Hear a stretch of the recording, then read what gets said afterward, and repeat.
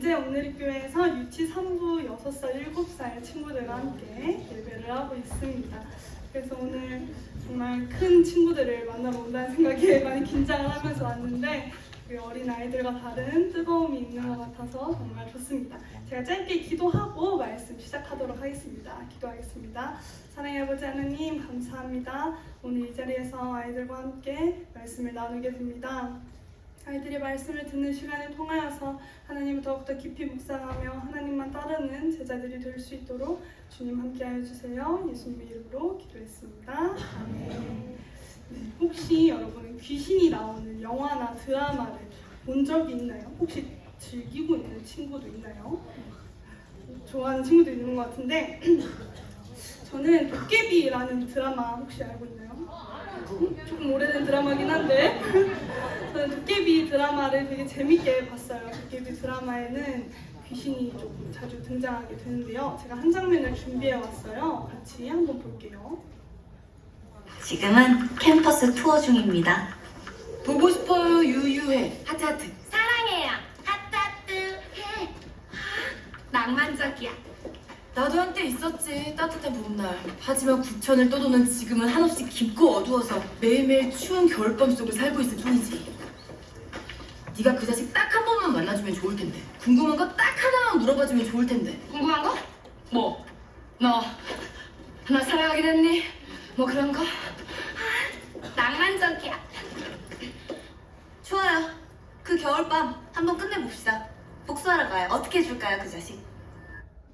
네, 여기까지인데요. 보통 우리가 보는 호러물, 우리가 생각하는 귀신이 등장하는 영화나 드라마에는 귀신이 되게 불쾌하거나 무서운 모양으로 많이 나오고 있었는데 도깨비라는 드라마에 나오는 귀신은 은탁이라는 친구랑 같이 길을 걷기도 하고 카톡하는 내용의 조언을 하기도 합니다.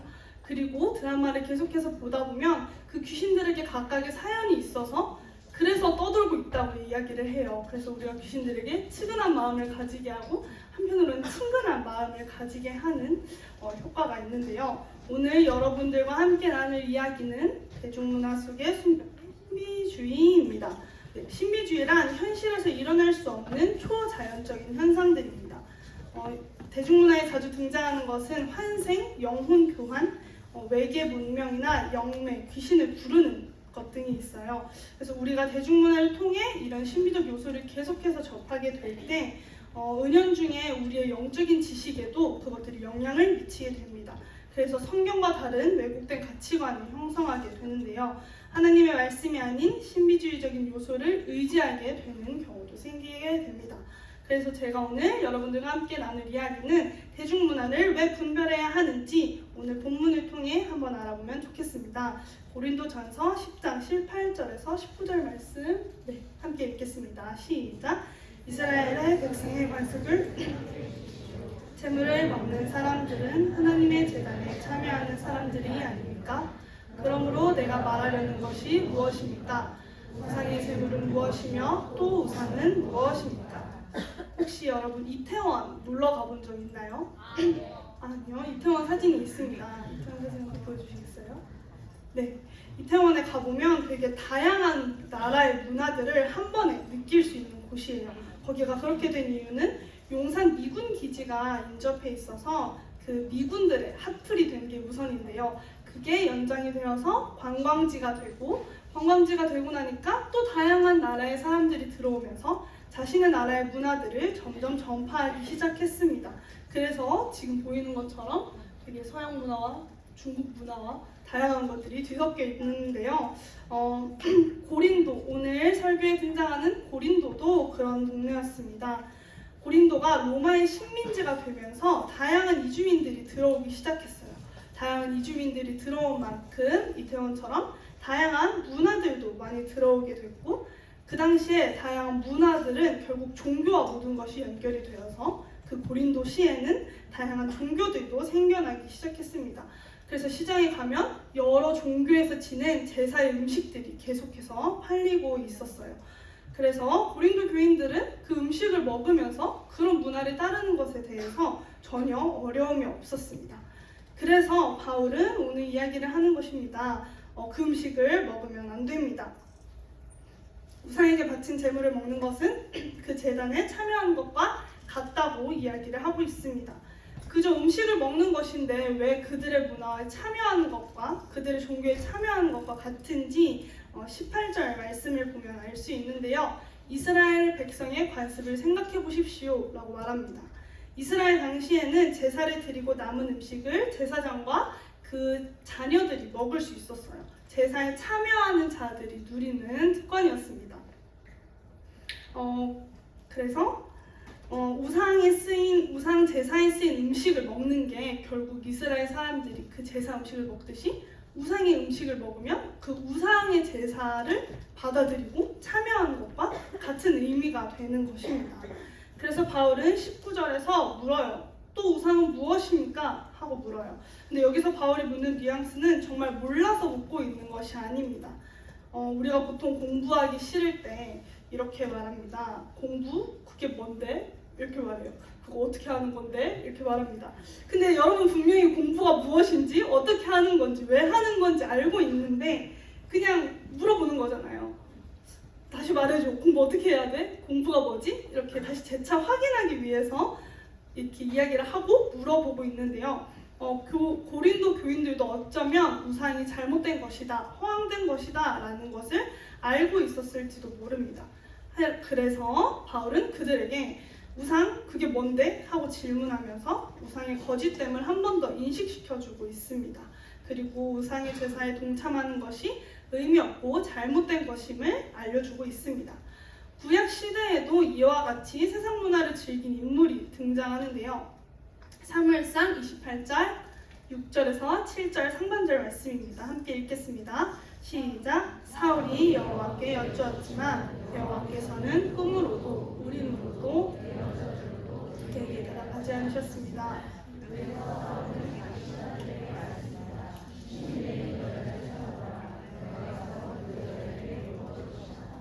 네, 여기 등장하는 사울 왕이 바로 세상 문화를 따랐던 인물인데요.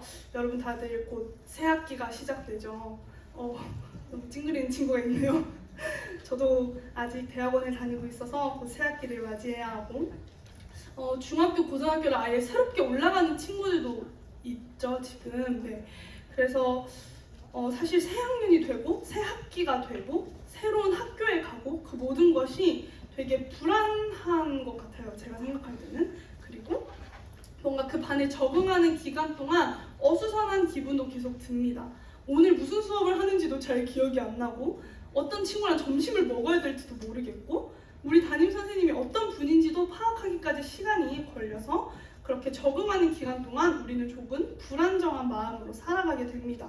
사울 왕도 당시에 불안정한 시기에 있었습니다. 사울 왕도 새로운 변화, 새로운 도전을 시작하는 사람이었는데요. 이스라엘이 원래 사사 시대를 계속해서 해오다가 왕정 시대, 왕권 시대로 바뀌는 시기에 가장 처음 왕이 된 사람이었어요. 그래서 사울 자체도 이 나라를 어떻게 이끌어야 할지에 대한 지식과 정보가 거의 없었고 사실 사울 왕은 나라를 이끄는 거에 크게 관심이 있는 사람도 아니었어요. 백성들에게도 관심이 없었고 이스라엘 사람들은 사사시대를 지나면서 하나님을 만나고 하나님과 교제하는 것을 계속해서 연습해왔는데 사울은 그것을 이끌 만한 종교심, 믿음을 가지고 있지도 않았습니다. 하나님의 이러한 사울의 부족함은 여러 차례 이어진 전쟁을 통해서 점점 더 드러나기 시작해요. 그래서 전쟁을 하다가 이방신에게 제사를 하기도 하고 자신의 아들인 요나단을 죽이려고 하는 행동도 하게 됩니다. 다 불안함에서 나오기 시작하는 행동인데요. 이러한 사울의 부족함을 보고 사울이 임명했던 사무엘은 결국 다윗을 새로운 왕으로 임명하게 됩니다. 다윗은 전쟁에서도 잘 싸우는 사람이었고요. 사울과 달리 하나님과 가까이 지내는 사람이었기 때문에 사울은 점점 더 불안해집니다. 나보다 더 대단한 사람이, 나보다 더 잘하는 사람이, 나보다 더 하나님이랑 가까운 사람이 와서 나의 자리가 빼앗기면 어떡하지? 심지어 사울이 다음 왕이라고 지정을 해줬으니 나를 죽이려고 하지 않을까 하는 불안함에 사로잡히기 시작합니다. 그래서 사울은 계속해서 불안하다가 사울이 그나마 믿고 의지했던 사무엘마저도 죽게 돼요. 그렇게 죽고 나서 점점 더 불안함이 증폭되고 있죠. 그러다가 자신의 영역 밖에 적군이 진영을 칩니다. 그 적군들을 보고 자신의 판단으로 생각을 해요. 헉, 이번에 못 이길 것 같아. 이번에 진짜 마지막인 것 같아. 이번에 끝날 것 같아. 죽을 것 같은데? 이런 생각을 하면서 계속해서 불안해지기 시작하자 사울이 하나님께 자신의 처한 상황에 대해서 물어봅니다. 그런데 아까 이야기했던 것처럼 꿈으로도 우림으로도 예언자들로도 하나님은 대답하지 않으세요. 사울은 이미 오랜 시간 동안 하나님을 등지는 일을 많이 했어요. 아까 말한 것처럼 다른 신을 섬기거나 자신의 아들을 죽이는 행동처럼 하나님이 싫어하시는 행동을 계속하고 있었기 때문에 하나님은 이미 사울에게 마음을 주지 않고 계셨습니다.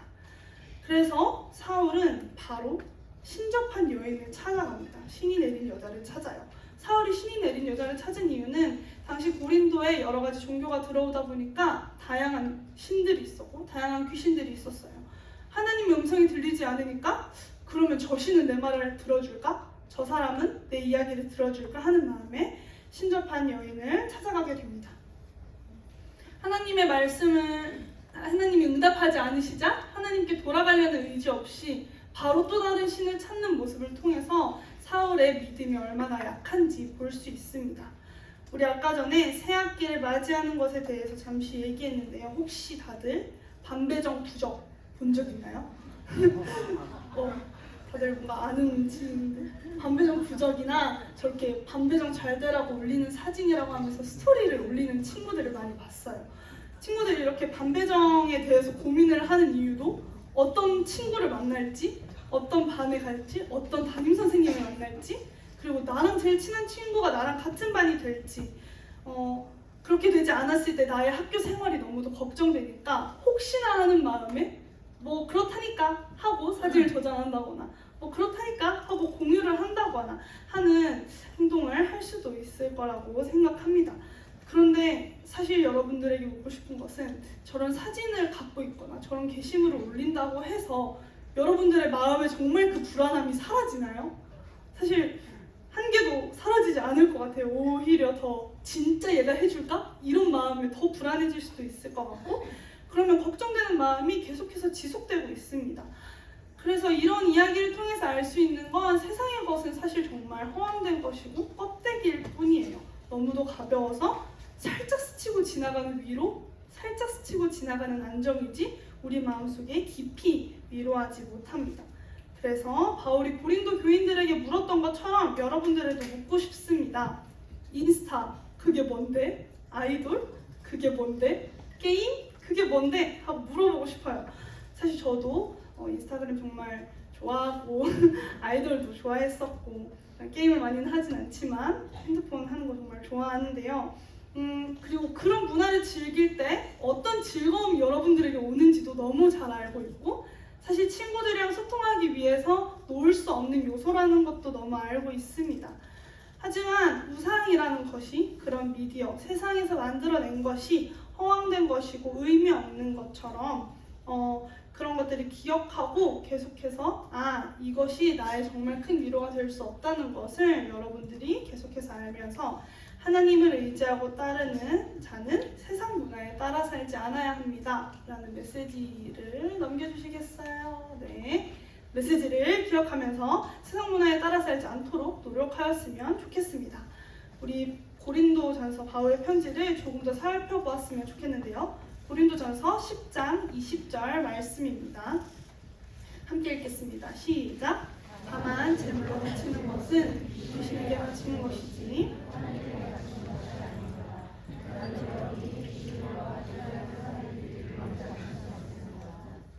아까 이야기한 것처럼 우상 사실 별거 아니잖아요.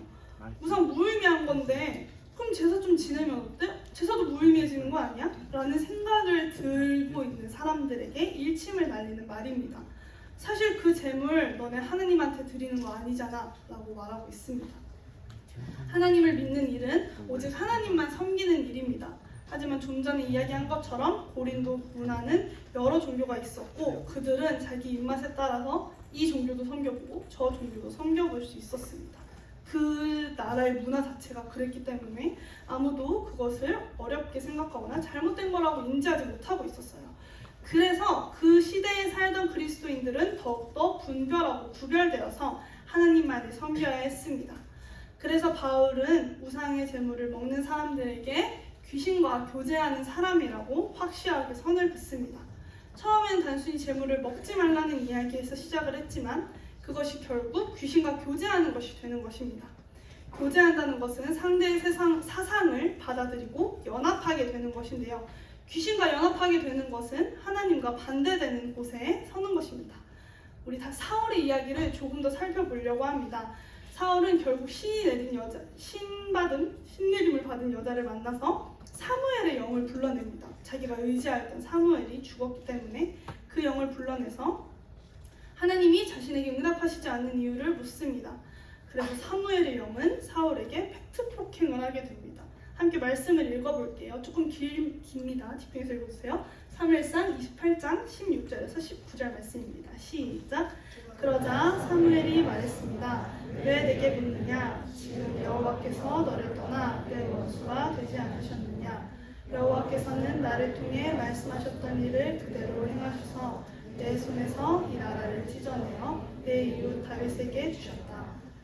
내 여호와 하나님의 말씀에 순종하지 않고 여호와의 진노를 아말렉 사람들에게 쏟지 않았기 때문에 여호와께서 오늘 내게 이렇게 하신 것이다.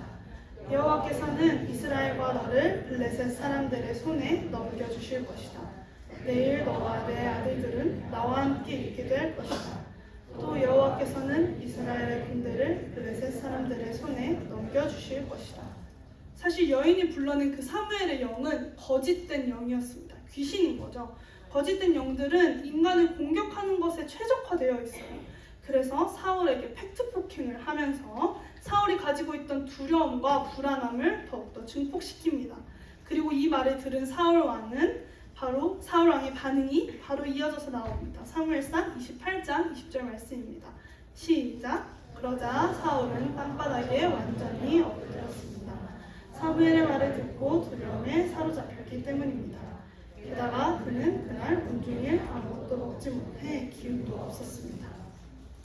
이 모습이 어쩌면 그 거짓된 영, 귀신이 원했던 모습일지도 모릅니다.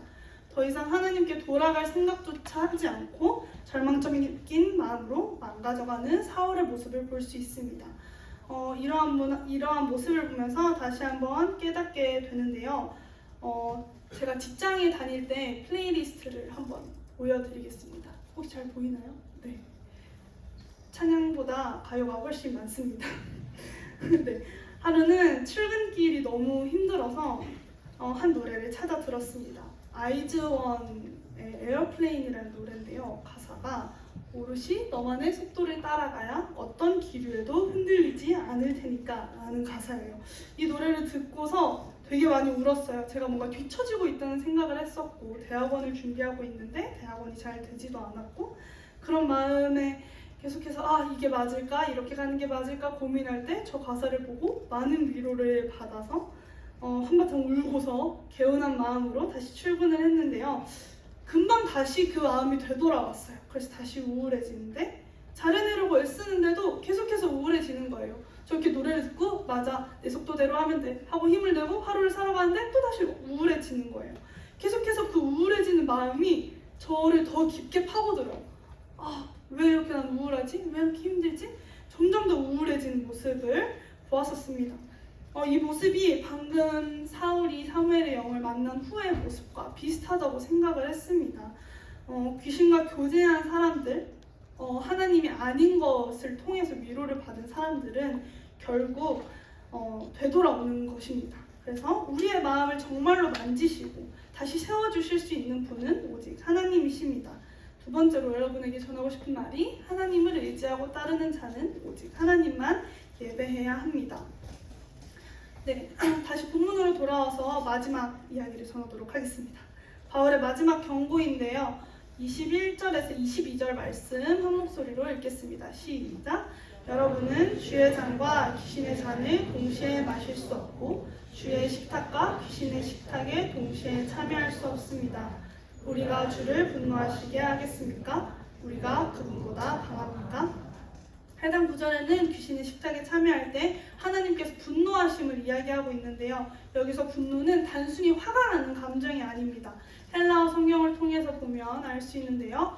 분노는 젤로라는 단어가 사용되고 있고요. 영어의 비슷한 발음으로 젤라스라는 단어가 있습니다. 질투하다라는 마음이에요. 하나님께서 우리가 다른 이방신을 섬기는 걸 질투하신다는 이야기입니다. 저는 오래된 남사친이 있습니다. 사진이 있습니다. 갑자기 고개를 많이 드네요, 여러분. 네. 오래된 남사친이 있습니다. 대학교 1학년 때부터 친하게 지냈던 친구고요. 그래서 서로에 대해 정말 모르는 게 없고 많은 것을 공유하고 있고 서로 고민도 많이 들어주고 필요한 도움을 주기도 합니다. 그런데 최근 저한테 남자친구가 생겼습니다. 남자친구는 이 남사친을 존중하지만 통화로 수다를 떨거나 단둘이 밥 먹는 일은 하지 말아달라고 했습니다. 질투가 난다고 했어요. 저는 남자친구를 좋아하고 있으니까 당연하게 그 말을 인정했고 남자친구가 싫어하지 않도록 남사친과의 연락도 점점 더 끊어지게 됐습니다. 이렇게 내가 사랑하는 사람이 싫어하는 행동은 점점 고쳐나가게 되는 것 같아요. 고쳐나가고 그 사람을 위해서 하지 않게 되는 것 같아요. 그래서 여러분도 세 번째로 제가 전하고 싶은 말씀은 대중문화를 분별하는 그리스도인이 되어야 한다는 말을 전하고 싶습니다. 대중문화를 통해 무의식 중에 하나님이 싫어하시는 행동을 하고 있지는 않은지 함께 고민해봤으면 좋겠습니다. 마지막으로 오늘 저희는 대중문화를 통해서 다음으로 넘겨주시겠어요? 신비주의에 대해 이야기를 했습니다. 귀신과 친구처럼 지내는 은탁이의 이야기를 보았고요. 귀신을 불러 대화하는 사무엘을 보았습니다. 귀신과 교제하면 안 되는 이유도 함께 알아가 보았습니다. 저는 태어날 때부터 온누리 교회를 다녔어요. 그래서 사실 이 경찬울도 저에겐 되게 많은 추억이 있는 공간인데요. 다음 페이지를 넘겨주시면 제가 저렇게 아기 때 딱 이 자리에서 뮤지컬 공연을 했습니다. 크리스마스 뮤지컬 공연을 했었고 키즈벤터라는 집회가 있었어요. 우리 초등학교 아이들을 위해서 매달 진행되는 집회가 있었는데 그 집회도 계속해서 참여를 했습니다. 그리고 여러분과 같은 중고등학생일 때는 파워스테이션 예배에 계속해서 참여를 했습니다. 당시에는 토요패션이라는 이름이었어요. 저도 아까 말했던 것처럼 대중문화를 정말 즐기고 좋아했던 사람이었는데 매달 토요 패션에 오면 그것이 잘못된 것이라는 것을 생각하게 됐고 잘못된 것이라는 이야기를 들었습니다. 그래서 매달 눈물로 죄를 고백하고 회개했습니다. 그래서 아마 여 바닥에 저의 눈물이 아직까지 남아있을지도 모릅니다. 죄를 인정하고 회개를 하지만 사실 일주일 뒤면 돌아오던 게 제 모습이었어요. 일주일 뒤에 돌아오면 또 다시 토요 패션에 와서 막 울어요. 회개해요. 하나님 죄송해요. 근데 일주일 뒤에 또 돌아와요. 계속해서 그렇게 반복이 되었었는데 어느 순간부터 반복되는 텀이 점점 길어졌어요. 2주 뒤에 돌아오고 한 달 뒤에 돌아오고 한 2달 안에도 모르고 점점 그렇게 길어지다 보니까 세상 문화를 조금 안 봐도 살 수 있네. 세상 문화를 안 봐도 그냥 세상 살아가는데 문제가 크게 없네 라는 생각이 들기 시작했어요. 그러고 나니까 그제서야 분별하는 눈이 생겼습니다. 이런 가사는 너무 위험해. 이런 컨셉은 너무 위험해. 그렇게 생각을 하면서 점점 더 대중문화에 대해서 분별을 하고 하나님이 싫어하시는 것을 하지 않으려고 노력하는 사람이 됐습니다. 여러분들에게도 점점 더 그런 눈이 생길 것이에요. 사실 당장 실천되지 않을 수 있습니다. 하지만 그렇다고 해서 포기하지 않았으면 좋겠습니다. 하나님은 계속해서 우리를 일으켜 세우시고 하나님 안에서 떳떳하게 살아가는 여러분이 그리고 제가 될 수 있도록 항상 기도하겠습니다. 저희 이 시간 믿음으로 서리라 함께 찬양했으면 좋겠는데요. 처음부터 할 수 있을까요? 같이 찬양하면서 우리가 하나님 앞에 어떻게 바로 설 수 있을지 고민하고 고백했으면 좋겠습니다. 이곳에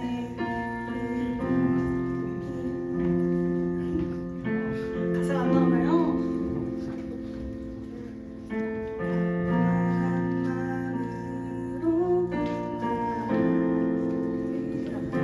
먼저 그 나라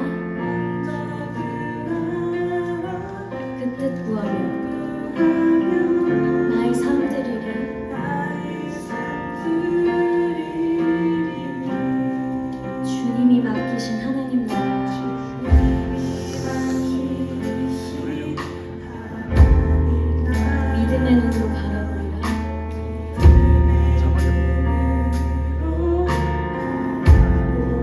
하늘의 뜻이 이 땅 가운데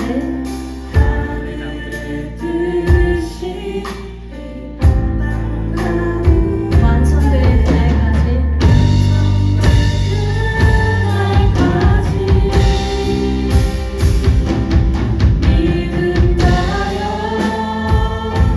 그 위에 서리라.